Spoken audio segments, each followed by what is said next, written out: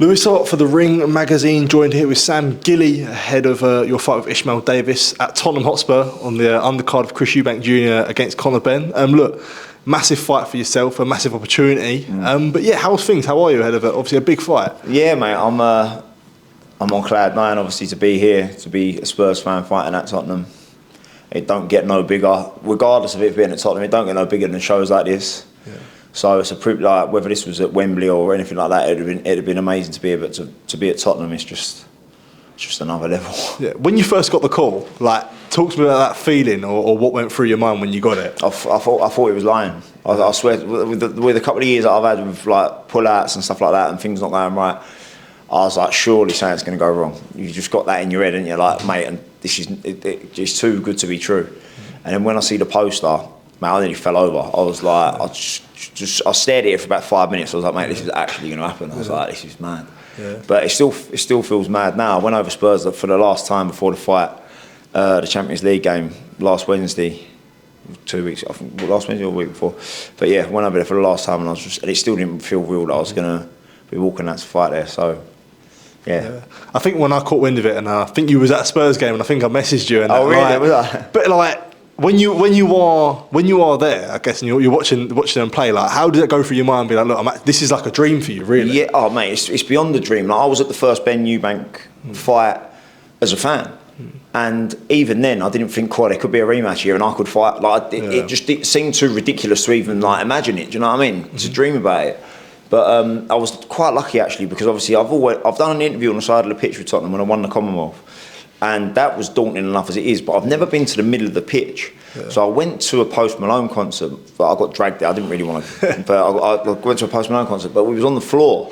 So I was over the moon like to stand up and listen to some geezer shouting to a microphone for 2 hours, but so I'm not the biggest music fan. But I went, so I said, when I got there, I was like, I need to go and stand where the centre circle is, where the ring will be. And I must have looked like a lunatic, because I was standing in the middle of the Tottenham Hotspur Stadium, just like doing this for about 5 minutes.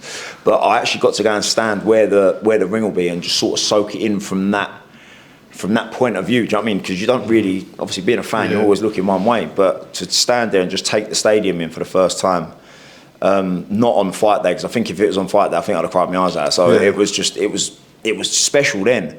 So and that was a concert. So to be doing it, go on. Sorry. No, to be doing it, it's like on a fight night, it's just going to be stupid. Yeah. How do you channel that though? Because like the occasion's big, but also there's a real job to do on Saturday as well. Yeah. Do you know what? If you'd have said that to me before this fight was made, you're going to fight Tottenham, I'd have been like, mate, that's pressure. But mate, I don't feel none. I'm not feeling none of it. I'm just so excited. I'm so excited. I can't believe that. One day I'm going to be able to say to my kids, I boxed at Tottenham. I played on the old White Hart Lane before it was knocked down. I played on that pitch, and I'm going to fight at this one. I'm like, mate, for a Spurs fan, I've completed it. Yeah. Do you know what I mean? And I know you've always said like the British title was always the dream. Yeah. Like the British title was so important to you. Yeah. And like it feels like you've been waiting and waiting. So it's like it's aligned. Yeah. And I've said a few times that. If you'd have said to me 2 years ago when I beat Louis Green, you've got to have a right crappy couple of years, but you're going to fight for the British at Spurs, I'd have bit your arm off. Yeah. So, in the long run, it has paid off. Yeah, all right, it's eaten up a couple of years of my career, but there's no miles on the clock, and I've got the biggest dream a Spurs fan as a fighter can have. Yeah. Has that been frustrating though? Because it feels like, I know it all works out now, and you can't complain now, but like you have to admit when the Green rematch kept falling apart and it didn't feel like it wasn't going your way. I nearly had to retire. Because the first time, obviously, I ended up boxing Jack McGann. But for that whole year, I was at the ring. I had no money coming in. I was full time. Sponsors were like backing out, and like I was just like, mate. I said to Rod, I was like, mate, I'm going to lose my flat in 2 weeks. Like, I can't afford my rent. I'm going to have to go back to work. And New Era, who sponsored me, come in and saved the day really. And obviously, we had the McGann fight. And then it looked like we was going to get it on the Wally thing, and I thought, oh mate, happy days. And then he pulled out again, but it probably, do you know what? Something out there, because it weren't the right time for me to fight for the British title at Ipswich, because I was going through a lot of stuff behind the scenes, and my mum locked me in a car. I was actually going to Tottenham. My mum locked me in a car because, like, look at my attitude the week of the fight. I was down in the dumps. It was like a grey cloud over me at the old time, and I'm normally happy-go-lucky. Do you know what I mean? Yeah. And mum locked me in a car, And she went, have you dealt with Nan passing yet? And I said, no, not really. I couldn't speak about her at all. Couldn't mention her without like crying my eyes out. And then because my mum and dad have got divorced, she was like, have you dealt with that? I was like, no. She was like, Sam, you've got to go and see someone. And she locked the doors to this car. I was going to a Spurs game. She went, I ain't letting you out of this car till you agree to go to therapy. She went, I've sorted it all out for you. I've got it ready, waiting. You've just got to agree to go. And I was looking at my watch. I was like, oh, mate, football kicks off in half hour. I better agree to this. Like, but, mate, honestly, it is the best thing I ever done. Yeah. She sent me through all sessions, and like, mate, I had so much going on behind the scenes. The boxing didn't help, but boxing doesn't matter. It was just my life. My life was crumbling apart behind the scenes. And it's probably from when my nan first got diagnosed with terminal cancer right up until when she died. That was when I was out the ring for a year. That whole year I was in a mess, and my whole world was falling down. And it took my mum. I'm 31 years old. My mum locked me in a car and went, right, you got to sort yourself out because you're in a bad way. And it weren't until I went and I started to realise like how much things were hurting, and I needed to talk about them. And you do need to talk about things. You need to get it out there, because like life. I never ever thought. Like, I'm always one of them people. Yeah, I'll be alright. Do you know what I mean? And life got on top of me, and I never thought I'd say them words. Life did get on top of me, and it took my mum to pull me aside and go, right, you're going to do this, and it saved me. And look at the last performance. Just like I didn't even want to be there. Do you know what I mean? Like, and I've never been like that my whole career. So it's probably a good thing I weren't boxing Louis Green on that occasion. So, but like I say, everything's happened for a reason. So I've managed to. Well, my mum's managed to sort me out. Thanks, mum. And I've gone through all that. I've got myself back into the best place I've been. Probably, like Rod will tell you, I've been training. He's going, mate, where have you been for about 2 years? Where have you been? Like, the sharpness is back. I'm enjoying boxing again. Because I've got a happy life.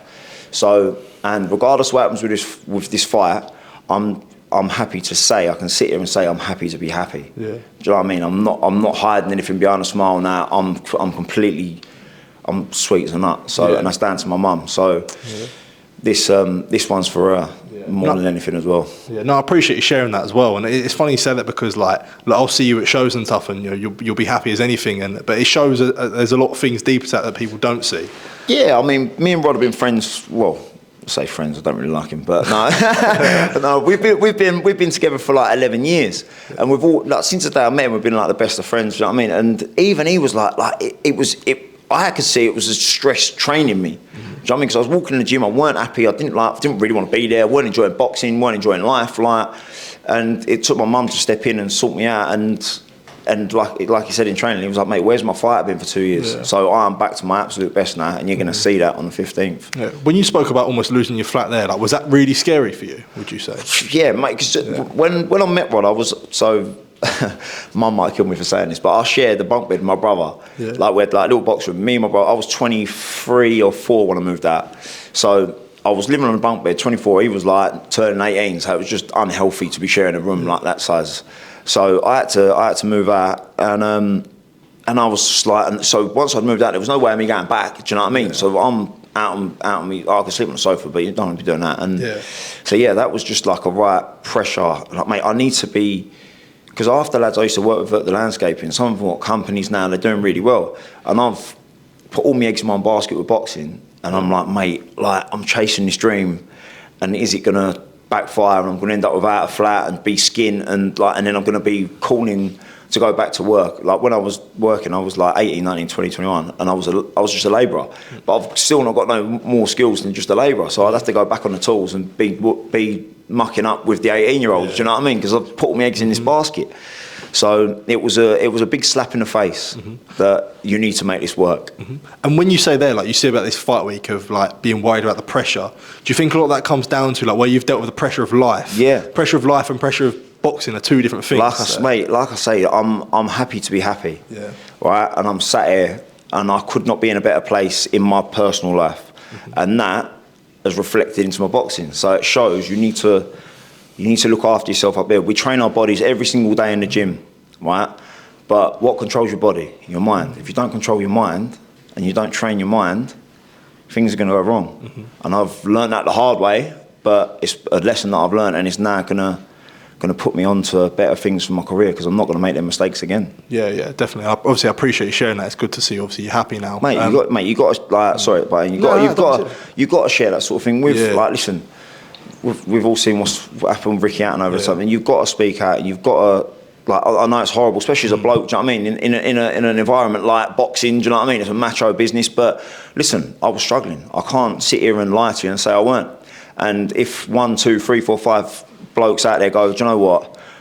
I see where he's coming from, and I could do a bit of that, then that'd please me more than anything in the world. Yeah, no, that's good to hear. But obviously taking on Ishmael Davis on Saturday, I mean, it's been a fight that's been talked about for quite some time. Yeah.